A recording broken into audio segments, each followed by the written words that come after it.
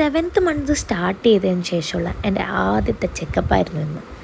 Appointment book ചെയ്തത് നമ്മളൊരു 9 മണിക്കൊക്കെ ആണെങ്കിലും നമ്മൾ ഒരുങ്ങി ബ്രേക്ക്ഫാസ്റ്റൊക്കെ കഴിച്ച് ഹോസ്പിറ്റലിൽ എത്തുമ്പോഴേക്കും കുറച്ചൊന്ന് വൈകി, ഒരു 10 മണി.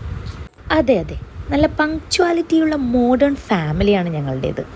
But fortunately or unfortunately labour റൂമിലൊരു എമർജൻസി വന്നുകൊണ്ട് ഡോക്ടർ ഒ പിയിലെത്താൻ കുറച്ച് വൈകി. പിന്നെ കാത്തിരുന്ന് വൈകിയതിൻ്റെ കംപ്ലൈൻറ്റ് മാത്രമേ ഞങ്ങൾക്കുണ്ടായിരുന്നുള്ളൂ. എത്ര പെട്ടെന്നാണല്ലേ കുട്ടികൾ കൂട്ടുകൂടുന്നത്.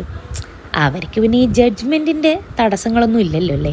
എന്നാലും ഒരു ഇൻവേർട്ടറായ എനിക്ക് ഒരു പക്ക എക്സ്ട്രോവേർട്ടായിട്ടുള്ള ഒരു പുത്രിയെ തന്നെ ദൈവം നോക്കി തന്നല്ലോ, നന്ദിയുണ്ട്.